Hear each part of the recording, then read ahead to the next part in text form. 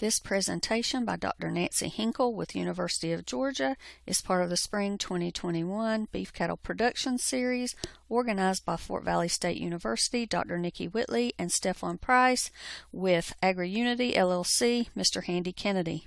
Any questions that don't get answered tonight, please contact me, either email, phone, whatever works for you. I'm pretty easy to find. I'm one of the few women working in veterinary entomology at the University of Georgia. Actually, I'm the only one. So give me a call and we'll follow up on any questions. All right, first I'd like to start off talking about horn flies. When people say their cows have flies, this is almost always the fly that they're talking about. And these are blood-sucking flies. They feed only on blood. So if you've got them, they got to have a cow. They can only get their blood from cows. Well, okay, occasionally you'll find them on horses, but they can't reproduce on horses. They've got to have a cow to be able to keep the population going. So you're going to find them on the cattle. You see them during the day, mostly up on the top line. Then when things get hot, they move down to the belly. So they're a lot harder to see, but they're still there. They're still feeding. Thing about horn flies, as I said, they're blood feeders, and they have to have a blood meal every hour. So every one of those flies is feeding 24 hours a day, every hour, taking a blood meal. Now, they don't take a lot of volume, so they're not draining the cow dry or anything like that. But every time they pierce the skin, it hurts. Cows feel pain. They can feel those mouth parts sticking through their skin, and that aggravates them. So the cows, you've seen this, they sling their heads, they swish their tails, they kick at their belly. They try to get rid of these flies because the bite is painful. And you can have large numbers of horn flies on a cow. Again, each adult horn fly feeds only on blood. They spend 24 hours per day on the cow, and they feed once per hour. Once an adult horn fly has found a host, it's going to stay on the host for the rest of its life if it can. Now, you know they're not constantly there because you see the cow slinging her head and the flies fly up in a little cloud, and then they settle right back down. So it's a constant game with the cow and the flies, trying to keep the flies off the cow, and the flies want to stay on the cow. Now, why are they a problem other than causing pain to the animal? Well, they interrupt nursing by the calves.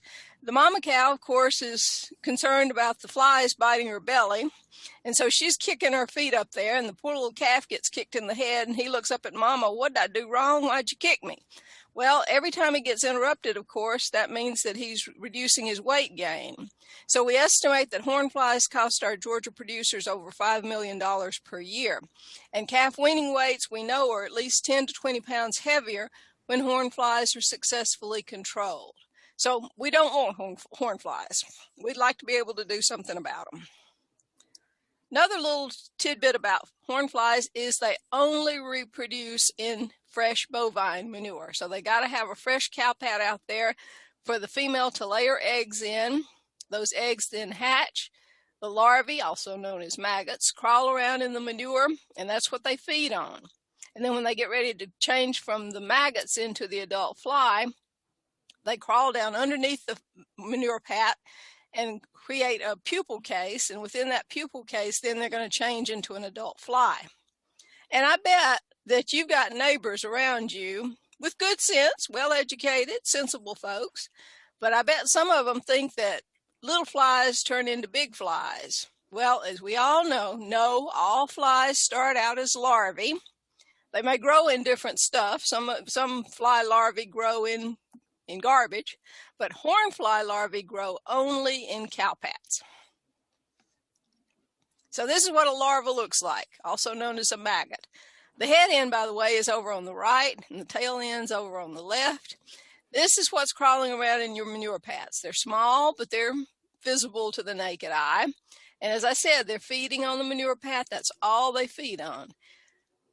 Maggots really only require two things in life: organic material that is moist. So they've got to have moisture and they've got to have organic material. And that pretty well characterizes a manure pat.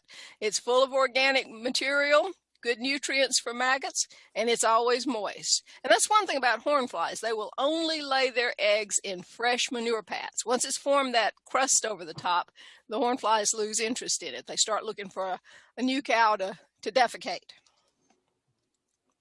All right, as I said, within the manure path, that larva is crawling around and eating. So that's the larva on the far left.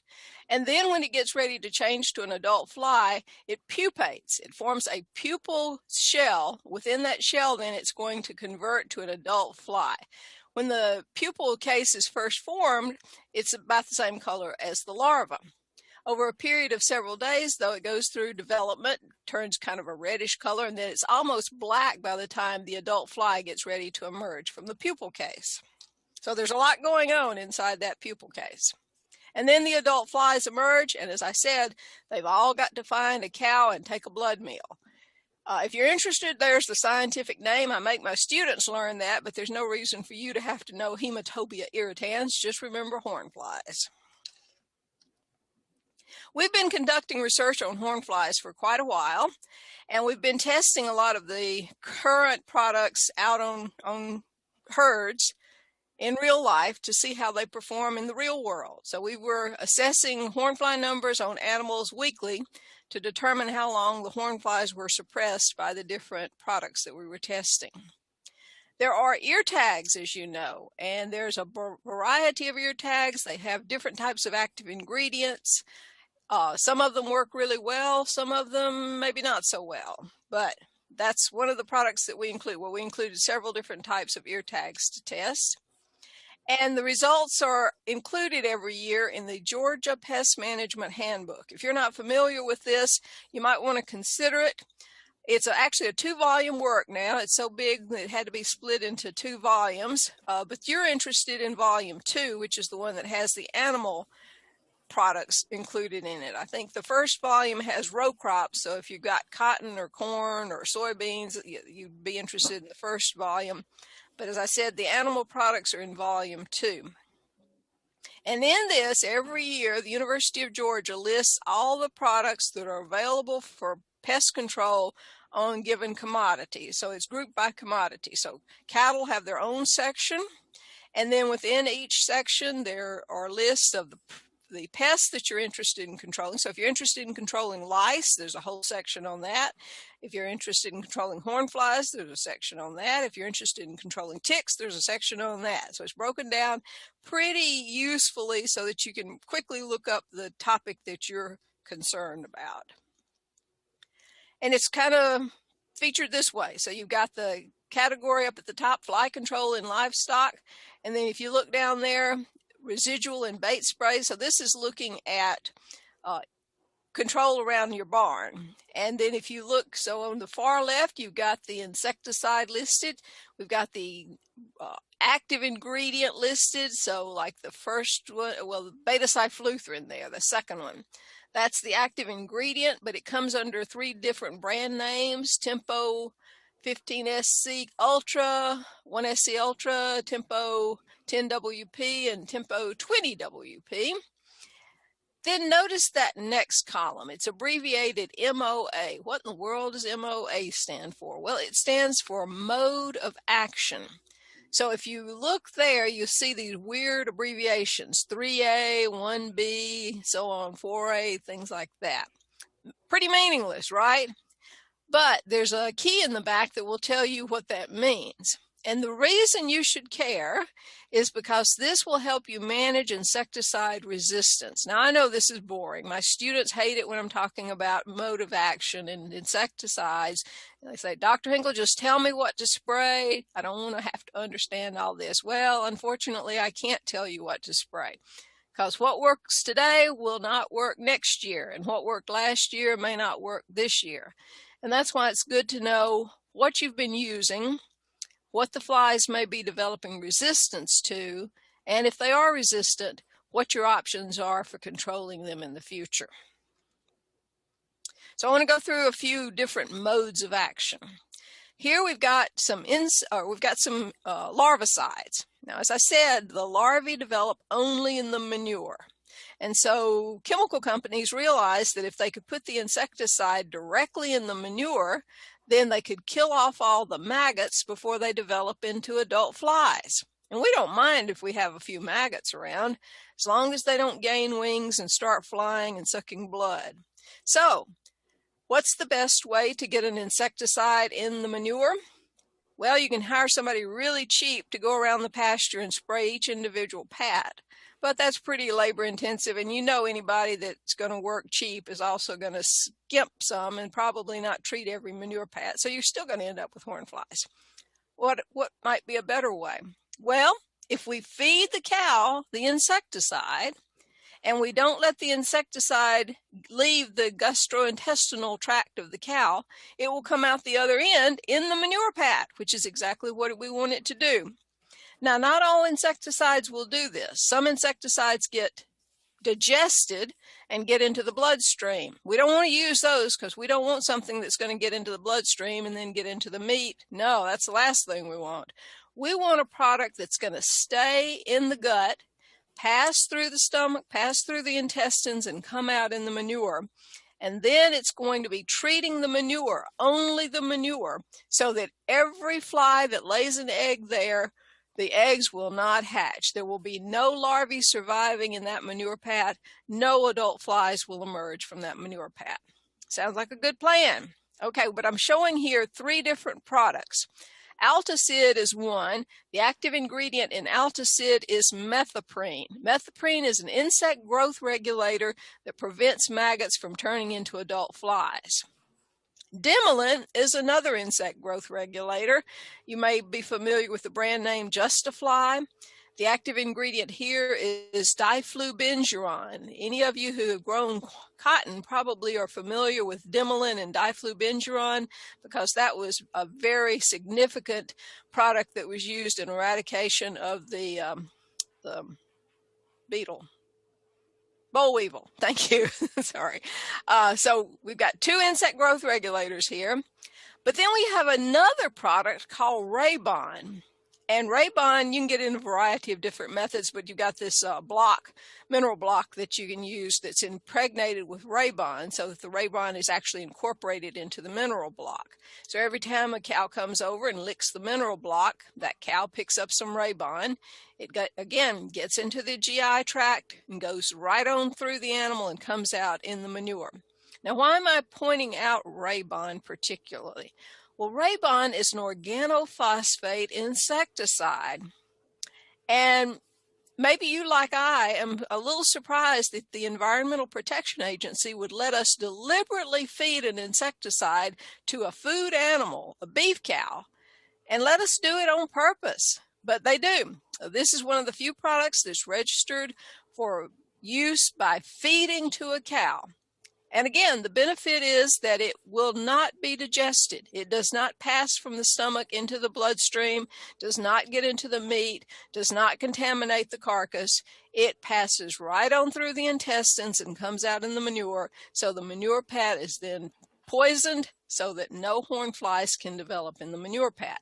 So these are products that you can use to feed through so that they come out in the manure and they prevent flies from developing in the manure. So that's one strategy. Let me mention here, however, that it's only in the manure. Remember, it doesn't get digested. It stays in the manure. Therefore, it has absolutely no impact whatsoever on adult flies. So you can still have flies on your cattle. In fact, if you share a fence line with a fellow who's not managing his horn flies, I can pretty much guarantee you his horn flies are going to fly over and get on your cows. And they're not going to be affected no matter how much of these feed-throughs you're feeding your cows, because the cow's blood is not affected. It's not poisoned. These flies can feed on your cows with impunity. However, if they lay eggs in the manure produced by your cows, they will not successfully reproduce. All right, how's another way of applying an insecticide? I don't know how many of you have tried out the vet gun. My students love it. They think it's so much fun. It's like a paintball gun. It operates on CO2. It's just like a little gun. And the paintball, instead of having paint in it, actually has insecticide in it. So when the insecticide ball hits the cow, it ruptures and spreads insecticide over the coat of the animal. And fortunately, these insecticides are lipophilic. They dissolve in skin oils. So no matter where you hit the cow, you're going to have enough insecticide in the coat of the animal that it will kind of move by itself. It will dissolve in the skin oils, and over a period of 24 hours or so, it's going to continue to distribute over the coat of the animal so that you end up having insecticide on every inch of that animal's body. And the insecticide is actually something we're already using, lambda-cyhalothrin, which is a pyrethroid, and it has been used for many years, and it comes in a variety of different brand names, only one of which is used in the vet gun. Again, it's the same active ingredient as our Saber-Poron. You may be familiar with that. So if you've got the facilities to run your animals through a chute, it's frankly considerably cheaper to use it as a pour-on. But if you got money to burn and you enjoy getting out and playing with paintball guns, shooting your cattle, that's one option. And if you don't have the facilities, it really is a consideration that perhaps it would work for your situation. For instance, here the Sayonara Pour-On, which again contains exactly the same lambda-cyhalothrin, comes out to about 67 cents a head, whereas if you use the vet gun, you're spending about $2.50 per head for the little pellet, and you got to buy the gun itself as well, which is about $300. So whatever works for you. Lambda-cyhalothrin, as I said, comes in a variety of different brand names, so here's just a few examples. How about ear tags? Now, as I said, there's an awful lot of different types of ear tags out there. Some of them are organophosphate ear tags. Some of them are pyrethroid ear tags. We really have only had one new product in the last 20 or 30 years, and that's the XP820 tag, which contains the active ingredient Abamectin. You may recognize Abamectin. It's one of the macrocyclic lactones, and it has, again, a different mode of action from any of the organophosphates or pyrethroids that we've used historically. So we haven't seen any cross resistance with the XP820 ear tag. Abamectin so far only comes as an ear tag. So this is one option if you need a product, if you got resistance to the other types of active ingredients, this may be the one product that works reasonably well to control your horn flies. We also tested the Warrior tags, which contain 2 organophosphates, diazinon and chlorpyrifos, both of which are organophosphates. Now, there are other ways of applying insecticides as well. Good old-fashioned back rubbers. This is a device that allows the animals to treat themselves. If you place these back rubbers so the animals have to go under them every time they go to get a drink of water, or every time they go to the feeders, or every time they go to the salt block, then you can guarantee that the whole herd sooner or later is going to pass under this back rubber. You dip the back rubber into a solution of insecticide, usually mixed with oil, diesel oil or lightweight oil, machine oil, something like that. By the way, not used vehicle oil. You don't want heavy metals contaminating your back rubber, because that will get into the animal, get into the meat, and we don't want that. We don't want to be poisoning our cattle or contaminating our beef. We want to produce good, healthy, pure beef, and we don't ruin our Georgia reputation for producing excellent beef. So back rubbers treated with an oil-based solution of your favorite insecticide, and you string it up so that the cows have to walk under it, and every time they walk under it, they rub a little bit of that insecticide off on their back, and since that's where hornflies spend most of their time, sooner or later the hornflies are going to pick up that insecticide and it will kill them. The thing, of course, with the back rubber is that the cattleman has to remember to go out and recharge it periodically. It will dry up. Eventually, with all those cattle walking under it, it's going to rub off all the insecticide, and you're going to have to put some more on there. But as long as you recharge it every couple of weeks, this can be an excellent device for treating the herd with an insecticide. And you can, of course, get them commercially. I was showing a picture with croaker sacks that were wrapped around a heavy chain. Well, you can go to the online catalogs and you can buy these back rubbers. Over on the far right, you've got what they call bullets. These are cloth bags that have the insecticide in there. So every time a cow bumps against it, a little bit of the insecticide comes out. And then those flags, strips hanging down are called fly flips, and they treat the face of the animal as the animal walks under the back rubber.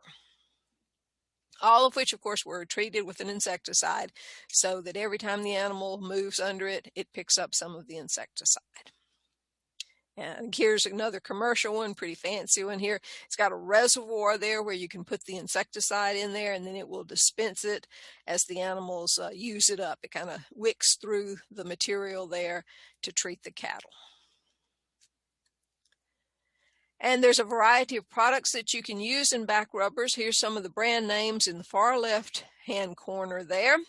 In the middle, we've got the active ingredients, and then there's some recommendations for rates taken off the labels on the far right. But look at that blue column there in the middle, and you see permethrin, coumaphos, permethrin, phosmet, permethrin, tetrachlorobin, permethrin. And the reason I said tetrachlorobin, phos, and phosmet, and coumaphos in kind of a weird way is to emphasize that all of them have phos in the name.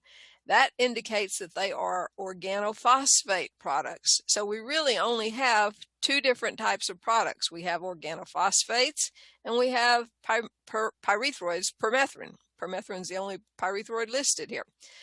So that doesn't give us many options for rotating our chemicals to avoid insecticide resistance, does it?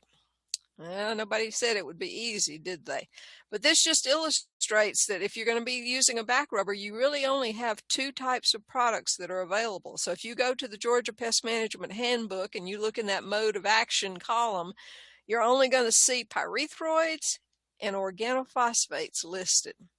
And unfortunately, if the flies on your property are already resistant to both organophosphates and pyrethroids, you're probably not going to get very good fly control with these products.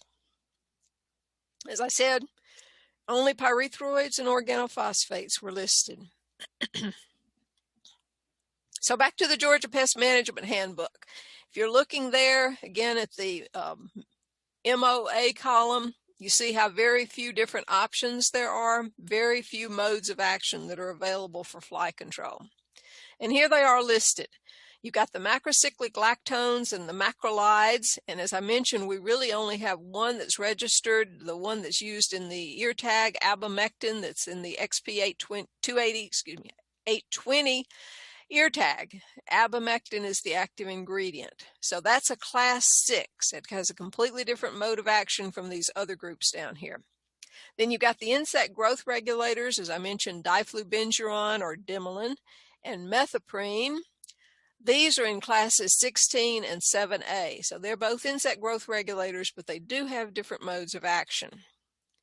Then we have the organophosphates. You're familiar with these. You've been using these for 40 or 50 years. Diazinon, tetrachlorobin phos, coumaphos, phosmet, naled, dichlorovos, pyrimethoxmethyl, chlorpyrifos. Sound familiar, don't they? Those are in class 1B, but they're all organophosphates. And then the ones we've been using for the last 30 or 40 years, pyrethroids and pyrethrins, especially permethrin. Everybody knows permethrin. Permethrin was amazing when it first came on the market. No flies had ever seen it before, never been exposed to it, so all of them were susceptible. Permethrin would knock them out. I think sometimes they could just look at the package and they'd fall over dead. Permethrin was incredible. And fortunately, permethrin has very low mammalian toxicity. In fact, this is the product that's used in louse treatment that you put on kids' heads to kill head lice. So it's got very low mammalian toxicity. It's very safe to use around food animals. So we use permethrin for everything. We treat it for lice. We treat it for flies. We treat it for every kind of ectoparasite that cattle get. Then there's cypermethrin, cyfluthrin, gamma and lambda cyhalothrin. So these are all pyrethroids. Pyrethroids are synthetic insecticides, and they have a completely different mode of action from all of these other three up here. Unfortunately, as I alluded, we have probably overused organophosphates and pyrethroids.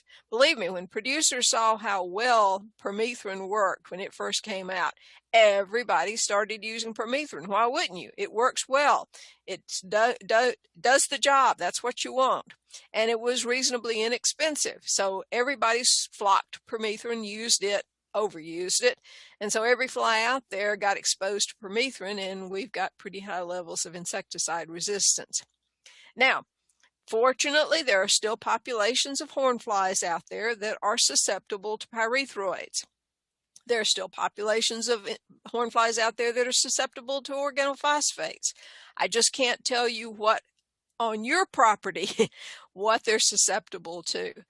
Unfortunately, this is just going to be one of those trial and you'll have to try something and see if it works. If it doesn't work, then next year you probably want to rotate to a different mode of action. And that's why you need to look in the Pest Management Handbook and see what your options are. As I said, the Abamectin Tag is really the only new product that we have in the last 30 years, and it fortunately does have a completely different mode of action from pyrethroids and from organophosphates. So if you're not getting acceptable fly control with pyrethroids or organophosphates, you might want to consider this. And again, the Georgia Pest Management Handbook, you can buy the full set for $70. Or you can go online and get sections for free. And if you're only interested in the animal section, then I think you probably don't need to buy the whole set. But use your own judgment on that. And if you have trouble finding it, I'm sure Stefan can help you. He will help you find the Georgia Pest Management Handbook online. Now we'll switch gears considerably here and talk about ticks for a while. I don't know if you've heard it yet, you probably have, but we've got a new tick that's probably going to be joining us here in Georgia shortly. We've already got 22 species of ticks, and I thought that was enough for anybody. I mean, I run into ticks all the time. I'm perfectly satisfied with the ones we've got. Don't think we need any new ones. But we've got a new tick that's coming in from the north, moving in. It's an introduced species, never been found in North America before. Showed up in New Jersey about 4 years ago, 3.5 years ago. And the folks in New Jersey didn't take care of it, so it's been expanding its range since then. It has moved west and south and a little bit north as well, but it seems to really like the south, and it's headed our way. For comparison here, you've got the Lone Star tick, Amblyomma americanum, over here on the right. That's our most common tick in the southeastern United States. If you haven't been bitten by an Amblyomma americanum, you haven't lived in the South very long. If you live here, you're going to run into Lone Star ticks. And as you can see, it looks very similar to this is the tick that I was talking about that's headed our way. This is the Asian longhorn tick. The Asian longhorn tick. Now, you don't see any longhorns. Actually, the longhorns are microscopic. So we didn't name this tick. The person who did apparently was impressed by the little protuberances and called it the Asian longhorn tick. As you can see, it's pretty much the same size, same color, behaves pretty much like the Lone Star tick over here. And this is a penny here, so you get a little perspective on how small these ticks are. They're just typical little ticks, nothing distinctive about them. Except the Asian longhorn tick occurs in huge numbers. Usually if an animal gets one Asian longhorn tick, it gets hundreds of Asian longhorn ticks. Unfortunately, this tick has been in Australia for over 100 years. As you know, Australia raises a lot of cattle. There, they in fact call this tick the cattle tick because it's one of the major pests that they have on cattle there. And as you can see in this poor cow's ear, there are hundreds, if not maybe thousands, of Asian longhorn ticks, or cattle ticks as they call them, packed in there. So you can see we're in for something. They cluster in large numbers. So again, if a cow walks by and These ticks reach up with their little claws and grab onto the cow's ankles and pull their way, hawks, pull their way up the animal's leg. The cow's not going to just get one tick. It's going to get probably dozens, if not hundreds. So this is what Asian longhorn ticks look like clustered on a leaf. And that's what they do. They hang out on the vegetation and they wait till a host walks by, and then they stick out their little claws and latch onto the hairs, or in our case, they latch onto the fuzzy socks that we're wearing, and then they crawl up and keep crawling until they run into some sort of constriction, and then they settle in and put their mouth parts in your skin and start sucking blood. And again, Asian longhorn ticks are like horn flies in that they have to have blood. They feed only on blood. They can't drink water. They can't eat anything but blood. So they've got to have a warm-blooded host to get their meal. Where are these ticks so far? Like I said, they came in up here in New Jersey, and they have now spread out. They've gone a little farther north, but they've gone also west. And as you can see, they're moving, they're marching south. Yes, they're coming in, and they're less than 50 miles away from the Georgia state line in North Carolina, South Carolina, and Tennessee. So we're afraid that their introduction to our state is imminent.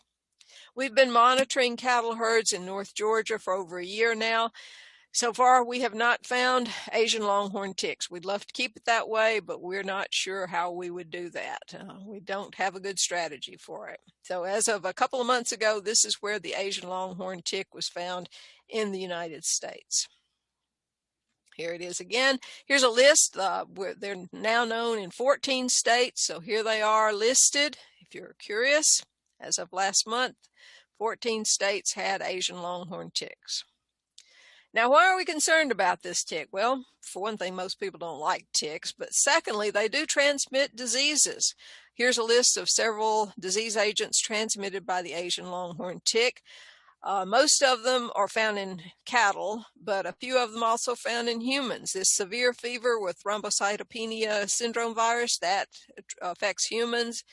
Some of the Babesia and Borrelia also affect humans, as does Ehrlichia and Rickettsia. So there's a possibility that we humans could end up getting some of these diseases, and certainly our cattle are going to be affected by some of these diseases. Which is not to mention that we also don't know how good a vector this tick will be for the diseases that we already have here. It's not like we need more ticks transmitting disease agents, but it's quite possible that this tick can also transmit the diseases that we already have here, like Lyme disease and Rocky Mountain spotted fever. We don't know. They haven't been tested yet. And it has a very wide host range. It loves cattle, but it loves just about every mammal out there, and it's also been found on a variety of avians. So it's not bad enough that it's going to be found on pretty much every type of wildlife out there. It's also found on a lot of birds, and so we may have them dropping all over the state from migratory birds. As you can see, the most preferred host that's been found on so far are dogs. This may just be because more people are looking at dogs and picking ticks off dogs. Very, very common on white-tailed deer, so it's going to do just fine in the southeast. We got an abundance of white-tailed deer, plenty of hosts for them. And then third, cattle. Yes, like I said, it's called the cattle tick in Australia, and very likely our cattle production is going to be affected by the Asian longhorn tick. And then as you can see, just about every type of wildlife we've got out there can be a host for the Asian longhorn tick. As I said, we've been monitoring, we've been checking cattle. We look primarily around the head and around the anus. The Asian longhorn tick, for some reason, seems to really like that bare area right below the anus in between the legs. So far, as I said, we have not found the Asian longhorn tick on any Georgia cattle. We've only found 2 species of ticks, thank goodness, and very low numbers. If you think, you probably hardly ever see a tick on your cattle. That's good. We like it that way. We found only 18% of the animals that had ticks had the American dog tick. That's the second most common tick, and the Lone Star tick, the one that I said was the most common tick in the southeast, that's the one that's been found on the vast majority of cows that had ticks. We've checked 7,000 head of cattle, well over 7,000 now, and only 3% of those cows had ticks on them, and of those ticks, the vast majority were Lone Star ticks, and only a few were the American dog tick. no Asian longhorn ticks yet. This is a picture of a dead animal found in North Carolina.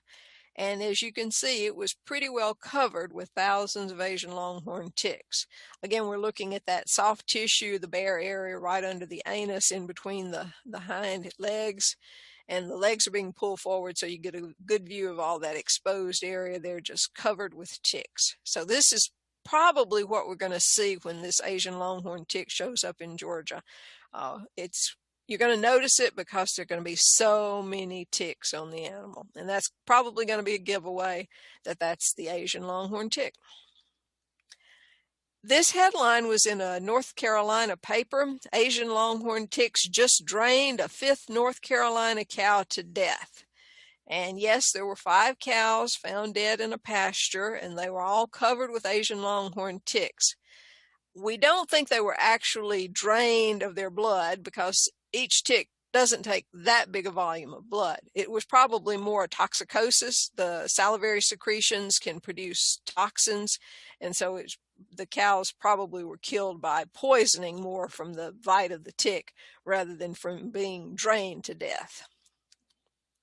But again, that's what Asian longhorn ticks look like. They can blow up, they fill up with blood, and they get 60 or 100 times larger than they were when they were unfed, so they are noticeable. So again, when we see cattle with lots of ticks on them, that's probably going to be a hint to us that we should get the ticks collected and get them identified and find out what they are, and then hopefully we can eliminate them, control them, prevent their spread throughout the state. Again, Asian longhorn ticks in a cow's ear. They get packed in there so tight, it's hard to imagine many more in there. They're pretty much shoulder to shoulder there, aren't they? So this is what we have to look forward to as the Asian longhorn tick moves into Georgia. See, I can see y'all aren't going to invite me back because all I do is tell bad news, right? All right, anybody got any questions about anything I've talked about or anything I didn't cover? Hi, thank you. That was very interesting. This is Dr. Wilson. Question for you in terms of any organics available that would be helpful with the hornfly in particular? Or? As a short answer, no. We really don't have anything. Most organics are very susceptible to degradation by ultraviolet radiation, and cattle are out in pastures. They're constantly exposed to sunlight. So most of the organics are very rapidly broken down. I do have some colleagues who are looking at repellents, organic repellents. But the problem with repellents is the whole idea is for them to evaporate to drive pests away. And so within a few hours, they have evaporated and there's no more there to do any additional repelling. So if you don't mind getting out there 2 or 3 times a day and spraying your cows, these repellents might work fine. But most producers don't want that kind of intensive interaction with their animals. So these repellents probably don't offer much in the way of control for cattle. Thank you. This is Ralph Noble. Do you have a sense of how many flies should a farmer see before he considers treating? That's right. Thank you for bringing that up. Yes, we use as our action threshold 200 flies per animal. And that may not be realistic, but that's when we publish a paper, we use 200 flies per animal anyway. So you can use your own judgment. Another recommendation that I have is that you use something like a spray or dust or something like that early in the season, and then wait to use the insecticidal ear tags until maybe late May, early June. As you know, most ear tags only provide fly control for maybe 5, maybe 6 months. And you really want your best fly control during the worst of the season. And that's going to be June, July, August, September, and the 1st of October. Maybe later than that, considering we've had such mild winters and haven't killed off the horn flies during the winter anyway. So if you can, hold off on the ear tags until later in the season, maybe late May, early June. And this time of year, if you're having to treat for horn flies, use something like a dust or a spray or maybe a pour-on. Thank you. Thank you. Dr. Henley, this is handy. So getting back to the ticks, is there any type of preventive maintenance we should be doing for ticks? There's really not much we can offer. Keeping vegetation low is one strategy, but of course you want your pasture to grow, right? But mowing reasonably frequently and not allowing a pasture to get rank. And that's a good recommendation for a lot of reasons. But keeping the vegetation low will help to dry out the ticks. Ticks are subject to desiccation, so if we can keep humidity a little lower and have more sun baking the ticks, that will help to reduce the numbers. But other than that, we are very limited. We don't have good preventatives. But that's an excellent point to make. Thank you. Dr. Hinkle, did you mention anything about the tick control? The products out there that are effective? Are some of the hornfly products effective on the ticks as well? Yes, fortunately. And in fact, in the Georgia Pest Management Handbook, there is a section on ticks, and it does pretty much include the same products that you would use for hornfly control. Yes. We're hoping we'll get some actual acaricides. As you know, ticks are not insects, so products that are formulated for insects probably are not the best for controlling ticks. Their physiologies are different. So we would like some products that are specifically designed for tick control, and we don't have those yet. Maybe the EPA will see that there's a market for tick control when this tick shows up. What about dragging your pastures down every time you change the cows from field to field? Does that help the flies and the larvae? That does indeed. Yes, if you can dry out those manure pats, spread them thin so they get cooked by the sun, excellent. That will significantly reduce the number of horn flies. Yes, sir. Thank you for mentioning that. Exactly. Dr. Hinkle, for the use of fly tags, is there a preferred or recommended protocol? Follow what's on the label. Some of them recommend one per ear. Some of them say only one tag per head. And then alternating different modes of action every year. Yes. And removing after a certain. Yes. So you don't need to leave them in all year, right? That is correct. They should always be removed at the end of the fly season, certainly before the first frost, and that will help to reduce development of resistance as well. Yes, very good point. That was a really great presentation. I'm wondering if any of the items that you showed, like the vet gun or anything else, could be possibly purchased under the equip guidelines with, or would be considered equipment that a loan could be used to kind of help with cost for some of these items. That makes sense. I don't know. I have to confess, I just don't know. But that's something to investigate. Okay, Rodney's question has come up is, will there ever be a modified live blood born that will kill these species of ticks?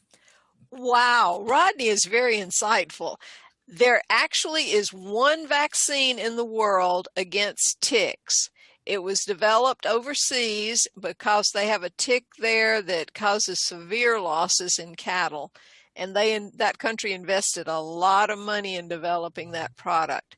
We don't yet have anything similar here, but we might see that for something like the Asian longhorn tick. Since it's going to be such an economic problem, I think it would be worth some pharmaceutical company investing in developing a vaccine against that. So that's an excellent point. I had not brought that out, but I appreciate Rodney raising that point.